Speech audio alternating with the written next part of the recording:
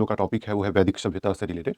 जैसा हम लोगों का अभी जो क्लास चल रहा है वो एंशिएंट हिस्ट्री से रिलेटेड क्लास चल रहा है, और जो प्रीवियस क्लास हम लोगों ने देखा था वो सिंधु घाटी सभ्यता के ऊपर, प्रागैतिहासिक काल के ऊपर थी। तो इस दो टॉपिक के बाद जो हम लोग का आज का टॉपिक शुरू होगा वो होगा वैदिक सभ्यता से शुरू।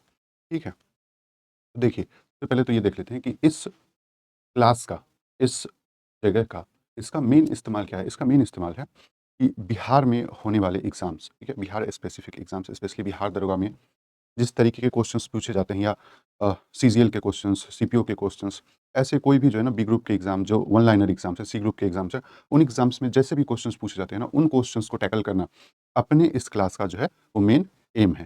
क्लियर है बात? क्लियर। तो दो टॉपिक तो हम लोगों ने देख लिया, ठीक है, प्रागैतिहासिक काल, सिंधु घाटी सभ्यता।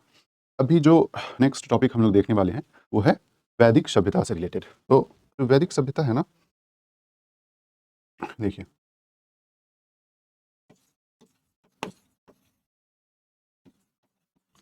वैदिक सभ्यता से रिलेटेड ना, वैदिक सभ्यता को सबसे पहले तो देखते हैं कि विभाजन कैसे किया गया है। वैदिक सभ्यता का विभाजन जो है ना, वो काल काल के आधार पे इसको दो भागों में विभाजित किया गया है। सबसे पहले जो है ऋग वैदिक काल में, ठीक है, ऋग वैदिक काल, और दूसरा उत्तर वैदिक काल में इसका विभाजन किया गया है। ठीक है, अभी जो ऋग वैदिक काल है हम लोग का वो 1500 बीसी से, ठीक है, 1500 बीसी से 1000 बीसी तक रहा है, और 1000 से हम लोग का 600 बीसी तक उत्तर वैदिक काल रहा है। क्लियर है यहाँ तक बात? क्लियर है। अभी अब हम लोग एक एक करके पढ़ेंगे। हम लोग शुरुआत करेंगे ऋग वैदिक काल से और वहाँ के सारे पॉइंट्स देखेंगे, फिर आगे उत्तर वैदिक काल में हम लोग मूव करेंगे। तो चलिए हम लोग शुरू करते हैं यहाँ से अपना टॉपिक। तो देखिए, कोई भी चीज़ जब हम लोग पढ़ते हैं तो उसके सारे पॉइंट्स जिस भी तरीके के क्वेश्चंस आने वाले होते हैं हम लोग सारे ही क्वेश्चंस देखते हैं। ठीक है, तो वैदिक सभ्यता में जैसे हम लोगों ने पहले देख लिया काल विभाजन, ठीक है, अभी इसका उत्पत्ति और भाषा से जो भी क्वेश्चन आने वाले होंगे, ठीक है, पहले हम वो सारे क्वेश्चंस जो है कोशिश करेंगे कि हम लोग का कवर हो जाए। तो देखिए, उत्पत्ति और भाषा के आधार पे जो है ना, तो हम किस किस तरीके से क्वेश्चंस बिहार दरोगा या अन्य एग्जाम्स में पूछे जा सकते हैं उसको टैकल करेंगे। पहले तो मैं आपको बता दूं, जो जो भी टॉपिक्स हम लोग यहाँ पे अभी पढ़ रहे हैं, ये सब टॉपिक्स जो है ना, सो एनसीईआरटी से सारा डेटा वेरीफाइड करके बनाया गया है। एग्जाम के हिसाब से इसको हम लोग तैयार करते हैं। ठीक है, तो सबसे पहले आर्य का जो आगमन था, ठीक है, ठीक है, आर्य का जो आगमन था सबसे पहले वो कहाँ पे था? पंजाब में। कहाँ पे था? पंजाब और अफगानिस्तान का जो क्षेत्र था उस एरिया में आर्य का आगमन था सबसे पहले। ठीक है, आर्य आया कहाँ? पंजाब और अफगानिस्तान के क्षेत्र में। तो कहीं से तो आया होगा। तो जो मैक्स मुलर थे, मैक्स मुलर का कहना है कि मान लीजिए कि ये वर्ल्ड ज्योग्राफी पे, ठीक है, यहाँ अगर इंडिया है, ठीक, तो यूरोप है, मध्य एशिया से इधर की ओर आर्यंस आए। ठीक है, मध्य एशिया से भारत की ओर आर्यंस आए। तो ये बात किसने कही है? ये बात कही है मैक्स मुलर ने। ये भी एक सवाल है, ये भी एक ऑब्जेक्टिव क्वेश्चन है कि किसने कहा है कि आर्य जो है सो मध्य एशिया से भारत की तरफ आए हैं। तो मैक्स मुलर ने। तो मैक्स मुलर था कौन? तो मैक्स मुलर एक ब्रिटिश गवर्नमेंट के टाइम में एक ब्रिटिश अधिकारी थे, और वास्तव में ये एक जर्मन भाषाविद थे। ये भाषा के बहुत बड़े वैज्ञानिक थे। ठीक है, तो इन्हीं ने कहा था कि आर्य का जो मूल निवास स्थान है वो मध्य एशिया है। ठीक है, आर्य जब आए तो उन्होंने एक सभ्यता का निर्माण किया। वो ना, वो सभ्यता एक ग्रामीण सभ्यता थी। ठीक है, और उस सभ्यता के आधार थे उनके शिक्षा। उन शिक्षा को वेद कहा जाता था, इसीलिए जो है ना वो वैदिक सभ्यता कही जाती है। ठीक है, आर्य जिस सभ्यता को बनाई वो वैदिक सभ्यता थी, जो एक ग्रामीण सभ्यता के ऊपर आधारित थी। ठीक है, ये मुख्य रूप से एक ग्रामीण सभ्यता थी जिसकी भाषा जो है ना वो संस्कृत थी। इसकी भाषा कौन सी थी? संस्कृत थी। ठीक है, और ये सारे पॉइंट्स हर एक ऑब्जेक्टिव के हिसाब से आप इसको ले सकते हैं, डिराइव कर सकते हैं। ठीक है, आर्य शब्द भी अपने आप में एक भाषा समूह को इंगित करता है, और ये बात डिफाइन किसने किया है? मैक्स मुलर ने किया है। ठीक है, किसने किया है? मैक्स मुलर ने किया। ठीक, यहाँ तक पॉइंट क्लियर है? चलिए आगे हम लोग देखते हैं प्रशासनिक व्यवस्था के आधार पे। ठीक है, इसके मतलब वैदिक सभ्यता में करीब करीब क्या पॉइंट्स हो सकते हैं हम लोगों के पास, क्या क्या क्वेश्चंस जो है सो वो बन सकते हैं, निकल सकते हैं इन पॉइंट्स से। तो ग्राम प्रशासनिक व्यवस्था में जैसे अभी हम लोग भारत में देखते हैं, गांव है, ठीक है, जिला है, राज्य है, देश है, बीच में। तो ये क्या है? ये एक विभाजन है। किसका? एक राष्ट्र का विभाजन है। तो उसी हिसाब से प्रशासनिक इकाई जो है इसकी वैदिक सभ्यता के टाइम में, ऋग वैदिक काल में क्या थी? तो सबसे छोटा कुल होता था, कुल से बड़ा ग्राम होता था, ग्राम से बड़ा विश्व होता था, विश्व से बड़ा जन, जन से बड़ा राष्ट्र। देखिए, इसमें क्या-क्या क्वेश्चंस निकलते हैं। एक तो ये क्रोनोलॉजिकल ऑर्डर को आप मान के चलिए कि ये क्वेश्चंस बनेगा ही बनेगा, ठीक है? राष्ट्र, जन, विश्व, ग्राम, कुल। राष्ट्र, जन, विश्व, ग्राम, कुल। ये तो क्वेश्चन बनेगा ही बनेगा। प्लस में इसको रूल करने वाले, जैसे अभी गाँव में कौन होता है? मुखिया होता है, ठीक है? जिला में कौन होता है? जिला में कौन होता है? जिला परिषद होता है, ठीक है? फिर राज्य में मुख्यमंत्री होता है, देश में प्रधानमंत्री होता है, सबके हेड राष्ट्रपति होते हैं। तो वैसे ही ना राष्ट्र का जो, ठीक है? राष्ट्र का जो हेड था, वो राजा होता था, ठीक है? जन का जो हेड था, वो राजन होता था। विश्व का जो हेड था, विश्वपति होता था। और ग्राम का जो हेड था, वो ग्रामीणी कहलाता था, ठीक है? इस तरीके से ये विभाजन हुआ था। कब? वैदिक सभ्यता के काल में। तो ये भी क्वेश्चन है कि विश्व के हेड को क्या कहा जाता था? तो विश्वपति, ठीक है? जन के हेड को राजन, राष्ट्र में राजा, ठीक है? ये हेडलाइटिंग क्लियर है बात? क्लियर। अभी राज्य अधिकार, ठीक है?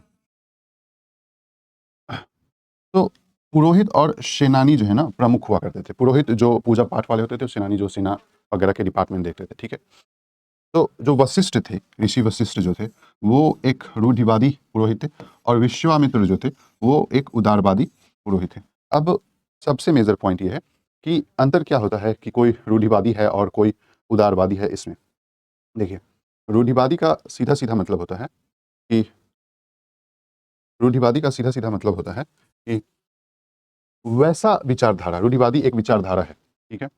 उदारवादी एक विचारधारा है। तो वैसी विचारधारा जो अपने मूल सिद्धांत से हटने के लिए राज़ी ना हो, ठीक है?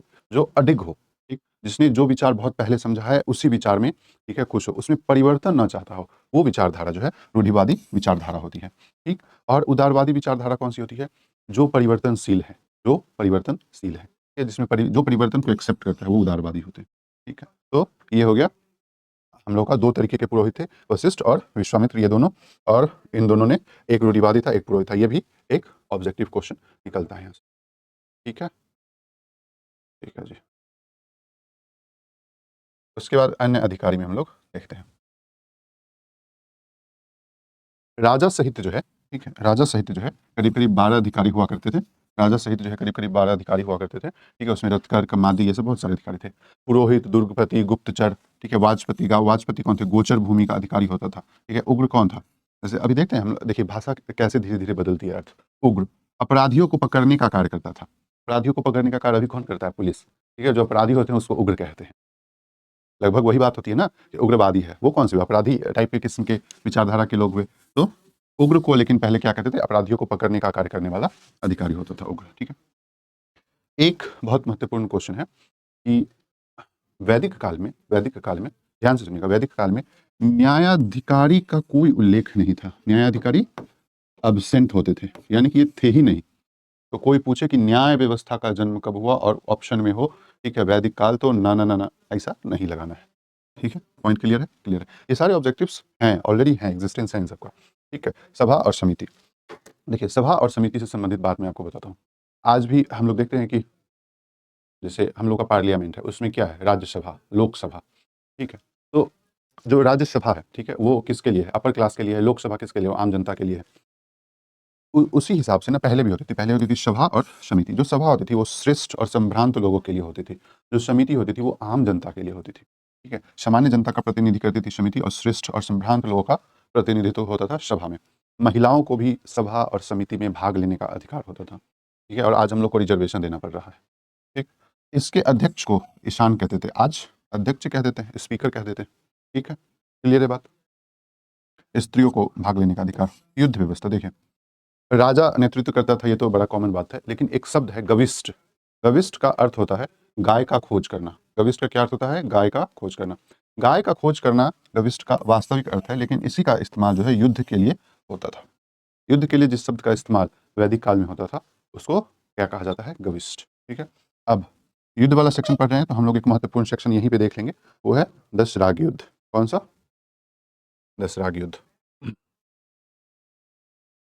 देखिए, और ये जो भी चीज़ें मैं पढ़ा रहा हूँ ना, जिस नोट्स से मैं पढ़ा रहा हूँ, ठीक है, ये तो एक हम लोगों की अपकमिंग बुक्स भी है, ठीक है, हमारे ऑर्गेनाइजेशन की। और दूसरी जो है वो, जैसे ये जो दशराग युद्ध है, ठीक है, हाँ, मैं क्या कह रहा था आप लोगों को मैं ही भूल जाता। तो ये तो एक अपकमिंग बुक्स है, बाकी ये जिस नोट्स में पढ़ा रहा हूँ ये डिराइव्ड है, एनसीईआरटी से, और इसको मैं अपने टेलीग्राम चैनल पे भी आप लोगों को दूंगा। तो जब भी आप लोगों को लगे कि इससे पढ़ना ठीक लग रहा है तो आप इसको ले सकते हैं हमारे टेलीग्राम चैनल से। चलिए, तो दशराग युद्ध हम लोग देखते हैं। इसका उल्लेख, ठीक है, 7वें मंडल में किया गया है। 7वें मंडल में, ठीक है, अगर नहीं दिख रहा हो किसी को तो ठीक, 7वें मंडल में इसका उल्लेख किया गया है। कहाँ पे हुआ था ये? पुरुषनी और रावी। देखिए, इस नोट्स की खासियत ये है कि इसमें हर पॉइंट्स को ना अलग तरीके से डिराइव किया गया। आपको याद करना ना इस पोर्शन को बहुत आसानी होगा। आपको मैं दिखाऊं इस पीडीएफ को, इसमें हम लोग क्या क्या पढ़ने वाले हैं। तो देखिए, दिख रहा है आप लोग को? ठीक है, ये वैदिक काल चल रहा है, ये वैदिक काल चल रहा है। इसके बाद महाजनपद आएगा। महाजनपद में भी हम लोगों ने जो इसको बना रखा है वो इस हिसाब से बना रखा है कि आपको याद कर